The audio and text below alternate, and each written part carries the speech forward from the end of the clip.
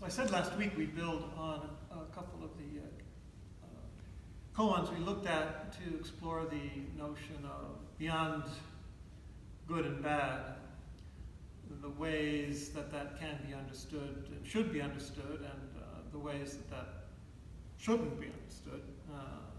We can explore that a little bit. It's a perennially necessary and valid theme.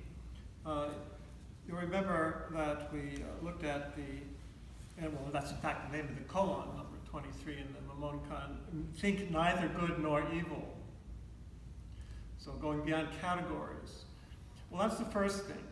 Any categories we assign are in fact categories. I mean, they're the work of the mind, so we do have to get beyond that to something deeper.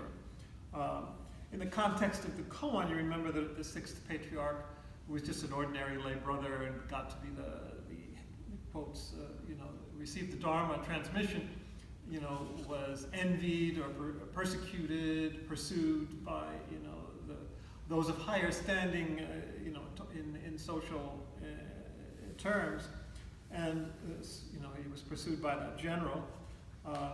So the actual koan that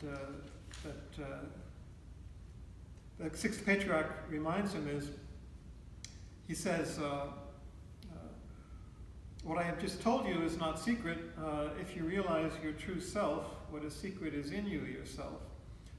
Then this was what he told him. Think neither good nor evil. At such a moment, what is the true self? So the true self is beyond categories. That's the first thing that's being said, whatever categories they are. And in the Shibayama, in his commentary, says, so when all dualistic opposition, see, that's the point of the dualistic opposition, it tends to be superficial, simply intellectual, therefore suspect, such as good and evil, right and wrong, love and hatred, gain and loss, and the like are completely transcended. Okay, not that they're invalid necessarily on their certain level, but they're transcended, which is the important. They are transcended. And when one lives in the realm of the absolute, where even a thought of consciousness does not work, so any beyond all thoughts, where then are you? So what is your true self? Your true self is beyond all categories.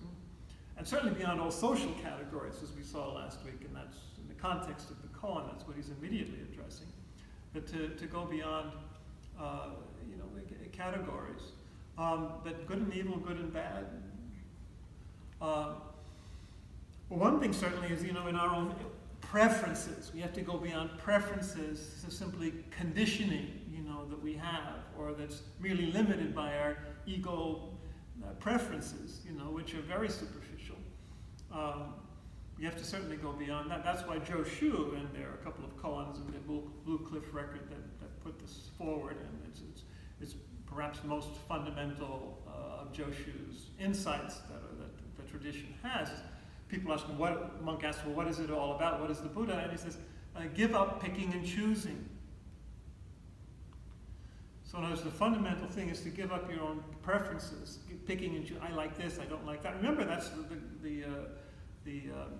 of the great noble truths. One of the noble truths, and it's our own clinging to what we have and what we don't want to lose, or we don't have, or what we don't like, and we want to get rid of. And all of these preferences, which leads to suffering.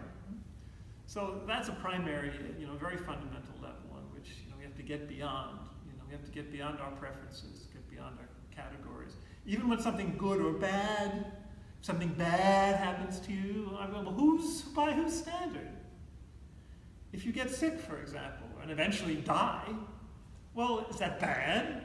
Well, again, by whose standard? I mean, when you're in the absolute, there's something much bigger going on than your particular little life, and even your life preferences, and even your own life, what you judge to be good or evil. Maybe it's important that you get sick to learn a spiritual lesson. Remember what Richard Rohr says, don't try to get rid of suffering until you've learned what it has to teach you.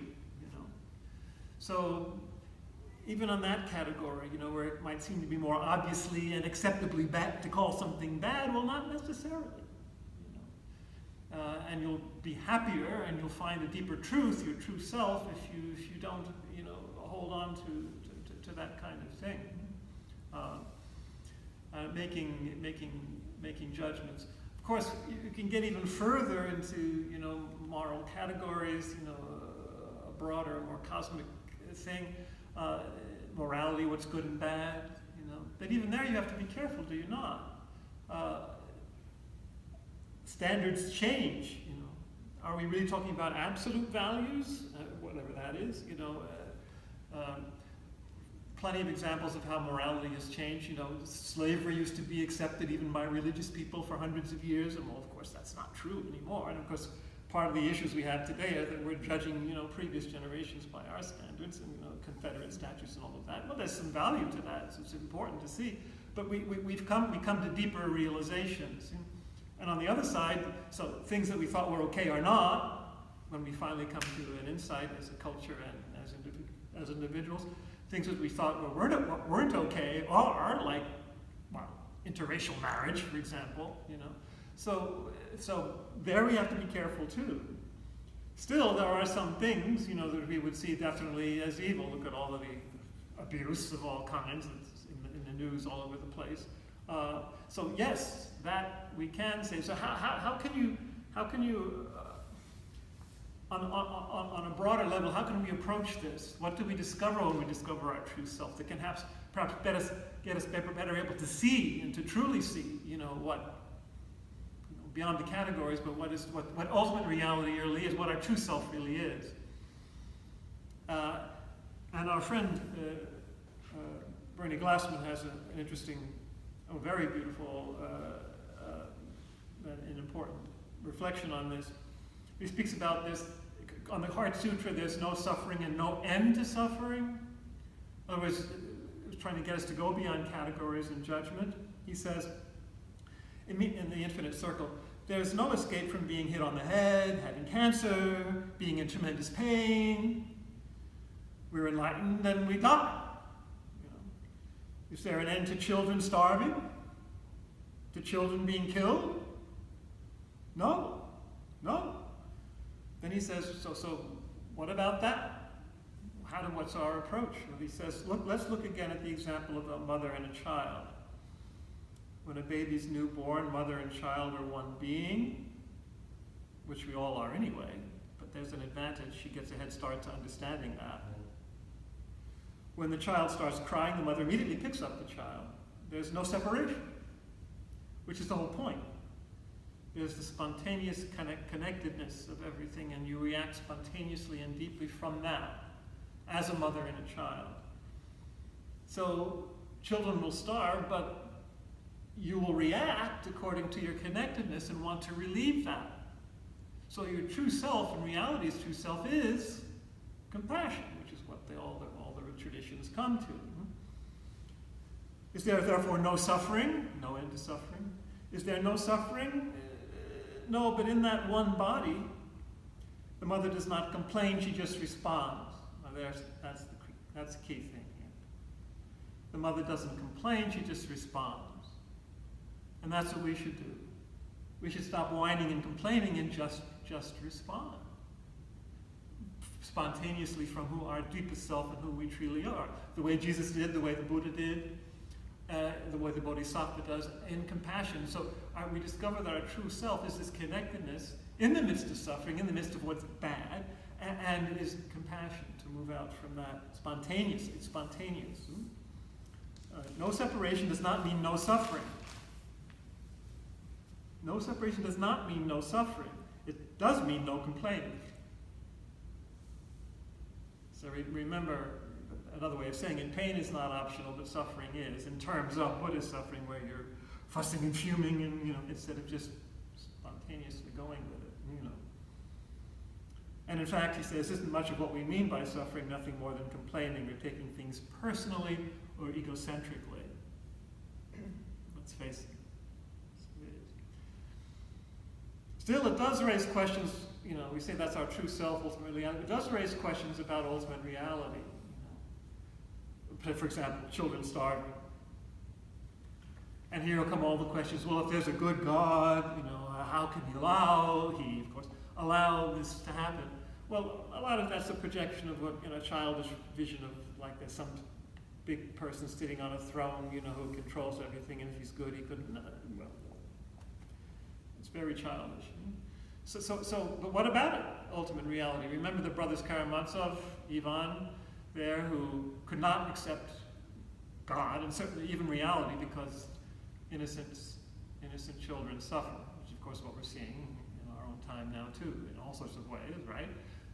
So ultimate reality is unjust, evil. Innocent children are suffering. How do we face that? You make no judgment? Really?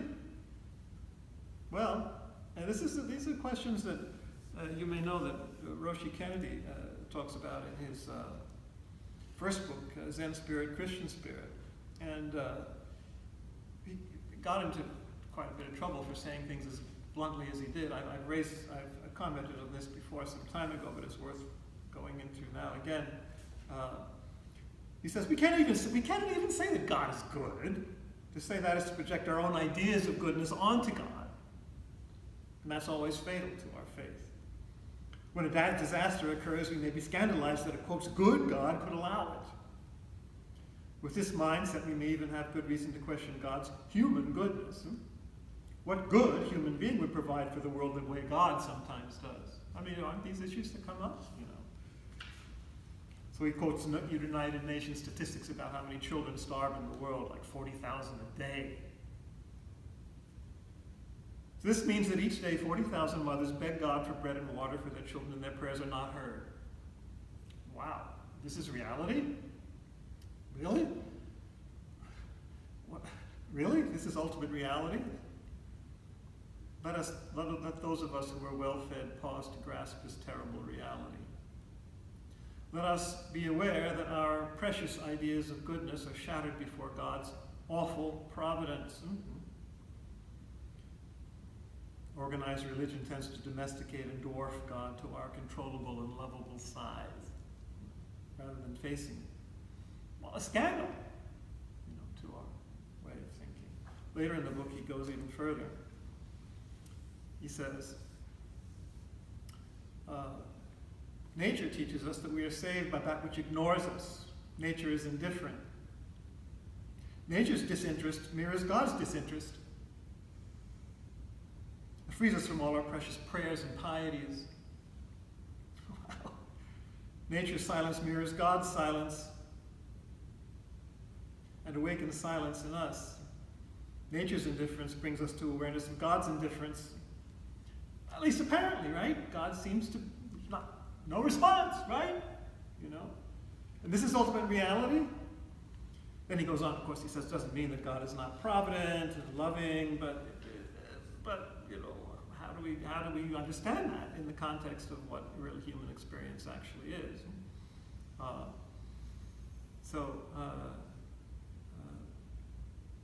We have to accept this this apparent reality. How? Well, I'm going to quote and suggest a few ways to approach this. In the koan from the Denko Roku we quoted last week about becoming a monk, staying at home, remember? There's a reflection that says, it's the beyond wise and foolish, beyond mind and body. He says those who are enlightened are like space, which has neither inside nor outside. Like the ocean, which has neither surface nor interior. Then he goes on to explain what he means. It's like water conforming to its container, like space which rests against things. So ultimate reality is just like a container or a space which lets things be, which holds them in deep mystery. It reminds me of the Kabbalah, the Jewish notion of God's creativity, God's creation as tzimtzum. Tzimtzum, which means retraction. God pulls back from control. God pulls back from imposition on reality. And lets space be. Gives it space, is the space almost, for reality to be whatever it's going to be. And it's kind of held in that non-egotistical, non-impositional space, like water. Or the verse from the Book of Wisdom, which fits in with that image very well. It says, wisdom reaches everywhere because of her purity, and nothing evil enters into it. She reaches everywhere by reason of her purity. That just like space, just like water, it's pure, it enters everywhere. And nothing evil enters into it. It enters into evil, but holds everything, like water, like space. So you see where we're moving here. It's very well expressed also by